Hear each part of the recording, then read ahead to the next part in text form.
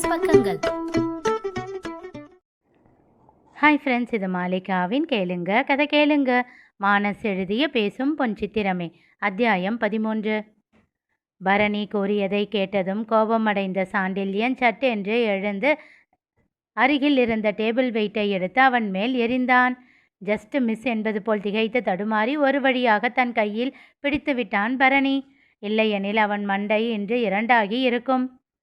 அடப்பாவி, ஏண்டா இந்த கொலவெறி? ஷர்மியா என்னன்னு சொன்ன? சாப்பாட்டு ராமின்னு. ஐயோ, தப்புதான் தப்புதான், தெய்வமே, தெரியாமல் சொல்லிட்டேன். அடிக்காதடா, டேய் அடிக்காதடா, எப்பா சாமி. இழுத்து மூச்சு வாங்கினான். என்னடா, விட்டா கொலைக்கேஸில் உள்ளே போயிடுவடா? முறைத்தபடி சாண்டியின் எதிரில் அமர்ந்தான் பரணி. என்ன முறைப்பு? கண்ணை நோண்டி கையில் கொடுத்துடுவேன், ஜாக்கிரதை. எதுக்குடா இவ்வளோ வைலன்ஸ்? ஷர்மியை கிண்டல் பண்ண இல்லை? உன் அண்ணனும் தான் ஷவர்மான்னு சொல்லுவான்.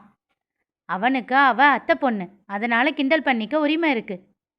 என் ஃப்ரெண்டு கட்டிக்க போகிற பொண்ணு என் தங்கச்சி மாதிரி தானே? இல்லை. அப்போது எனக்கு எந்த உரிமையும் இல்லைன்னு சொல்கிற இல்லை? டேய், அவளை எதுவும் சொல்லக்கூடாதுன்னா சொல்லக்கூடாது, அவ்வளோதான், புரியுதா? புரியுது புரியுது, கோபமாக கூறினான். அதுவும் சாப்பாட்டு விஷயத்தில் அவளை எதுவும் சொல்லக்கூடாது. என்ற முகத்தை திருப்பிக் கொண்டான். சரியாக அப்போது உள்ளே நுழைந்தாள் ஷர்மிகா. ஹாய் பரணி, எப்படி இருக்க? உயிரோட தான் இருக்கேன். என்ன, கல்யாணம் ஆகிறதுக்கு முன்னாடியே இவ்வளோ சலிப்பு? இன்னும் கல்யாணமானா எல்லாம் என்ன பண்ணுவ? போய் சோத்தில் முட்டிக்குவேன். ஓ, முட்டிக்கோ முட்டிக்கோ. அவன் முறைத்து விட்டு எழுந்து வெளியில் சென்று விட்டான். என்ன ஆச்சு சாண்டி இவனுக்கு? அவன் கிடக்கிறான், விடு. ஆமாம், தனியாச்சலம் அங்கிள் இன்னும் வரலையா? இன்னும் 10 நிமிஷம் ஆகுமாம். அப்போ சரி. என்ன இது? ஹேய், இழந்த பழம். அது ஆழினிக்காக வாங்கினேன். பரவாயில்ல, அவளுக்கு வேற வாங்கி கொடு. எனக்கு கொடுத்துட்டேன்னு சொன்னால் ஒன்றும் சொல்ல மாட்டா. சரி, எடுத்துக்கோ, ஆனால் இப்போ சாப்பிடாத, வீட்டுக்கு போய் சாப்பிடு. ஏன் சாண்டி, எனக்கு ரொம்ப பிடிக்கும்டா, இப்போவே சாப்பிட்றேன் ப்ளீஸ் என்று விட்டு எழுந்து சாப்பிட தொடங்கினாள். சொல்கிற பேச்சை கேட்கவே மாட்டா. மனுஷனை இன்னைக்கு படுத்தணும்னு முடிவு பண்ணிட்டான். மெல்ல முணுமுணுத்தான். என்ன சொல்கிற? ஒன்றும் இல்லை, நீ சாப்பிடு என்று விட்டு பார்வையை வலுக்கட்டாயமாக கணக்கு புத்தகத்தில் பதித்து கொண்டான் சாண்டி. சில நிமிடங்கள் கூட இல்லை, அவனை மீறி அவன் பார்வை அவளிடம் சென்றது. அந்த இலந்தை பழத்தை ரசித்து சாப்பிட்டு கொண்டிருந்த அவளின் மேலேயே பார்வை பதிந்தது. அவள் சாப்பிடும் அழகை தன்னை மறந்து ரசிக்க தொடங்கினான். அப்படியே மெல்ல எழுந்தான். அவள் அருகில் சென்றான்.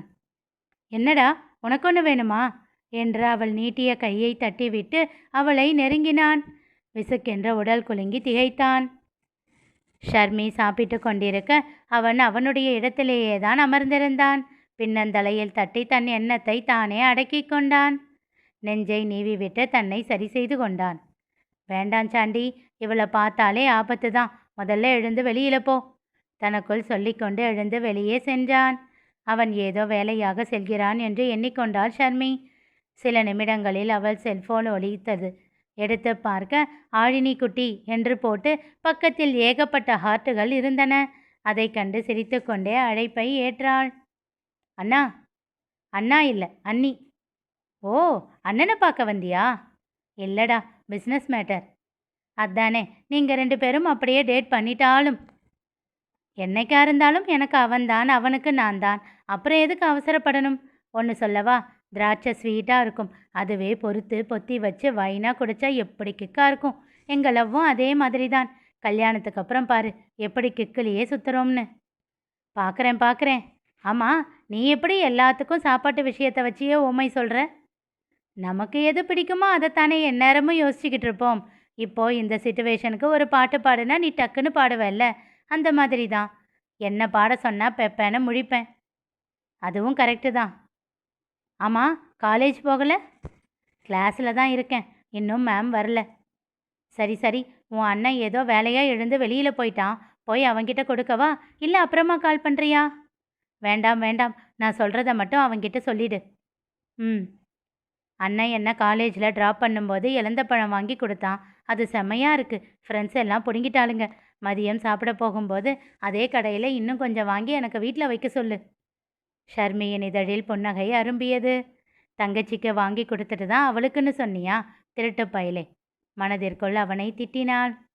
சரிடி, நான் சொல்லிடுறேன், நீ கிளாஸை கவனி என்று விட்டு அழைப்பை துண்டித்தாள். எழுந்து வெளியில் செல்ல முனைய சாண்டியும் சரியாக உள்ளே வந்தான். அவனை கண்டு குறும்பு புன்னகையோடு கையை கட்டிக்கொண்டு சுவற்றில் சாய்ந்தாள். சாப்பிட்டு முடிச்சிட்டியாடி? அதெல்லாம் ஆச்சு, உன் தங்கச்சி கால் பண்ணா. என்னவாம்? அவள் கூறியதை தெரிவித்தாள். ஒரு அசட்டு சிரிப்போடு தலையை அழுந்த கோதி முகத்தை திருப்பிக் கொண்டான். டேய், இங்க வா. அவள் அருகில் வந்து நின்றான். எதுக்கு போய் சொன்ன? உன்னை சாப்பிட விடாம தடுக்க. ஏன், சாப்பிட்டா என்ன?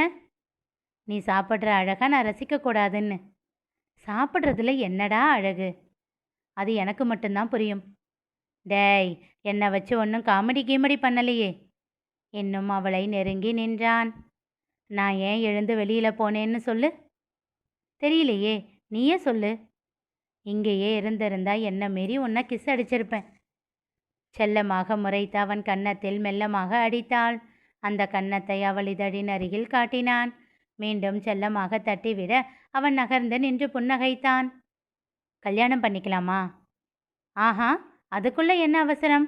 உன் அண்ணன் அக்கா 2 பேருக்கும் கல்யாணமாக வேண்டாமா? அதுங்களுக்கு சண்டை போடவே நேரம் பத்தாது. இதில் எங்கே கல்யாணம் பண்ணுறது? அதுக்காக கல்யாணம் பண்ணி வைக்காமலா இருக்க முடியும்? அதனால் நீ பேசாமல் நல்ல பிள்ளையா ஒரு 2 வருஷம் வெயிட் பண்ணுவியாம். அதுக்குள்ள நானும் கொஞ்சம் பணம். அவள் முடிக்கும் முன் பரணி தனியாச்சலத்தோடு வந்துவிட இருவரும் பேசுவதை நிறுத்திவிட்டு அவரை வரவேற்றார்கள். நல்ல வேளை அவள் முடிக்கவில்லை.